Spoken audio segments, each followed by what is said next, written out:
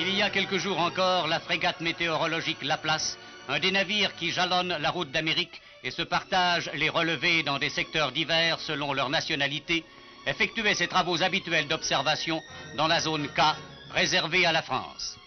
Ce bâtiment de 2500 tonnes disposait d'un matériel ultramoderne, des ballons sondes munis d'appareils radio-automatiques et lancés 2 fois par jour du pont du bateau, indiquaient la vitesse et la direction des vents dans les différentes couches atmosphériques.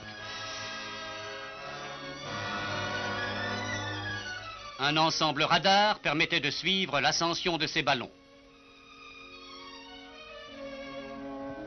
C'était une vie régulière que celle des marins et des spécialistes du Laplace, une vie que rien ne semblait devoir menacer. Et pourtant, aujourd'hui, toute une ville, toute une région est en deuil. Samedi 16 septembre 1950, Saint-Malo s'apprête à fêter l'inauguration de ses nouvelles écluses. La frégate météorologique Laplace, affectée au point K, doit participer à la célébration. Elle se présente sur les lieux vers 16h30 et, le temps étant incertain, son commandant décide de mouiller dans la baie de la Fresnay.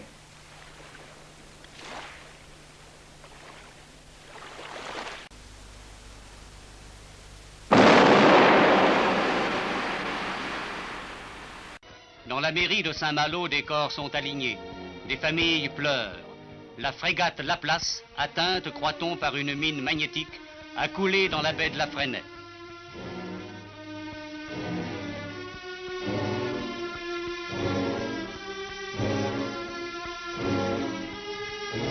Malgré la rapidité des recherches entreprises, plus de 50 hommes sur les 92 membres de l'équipage sont portés manquants.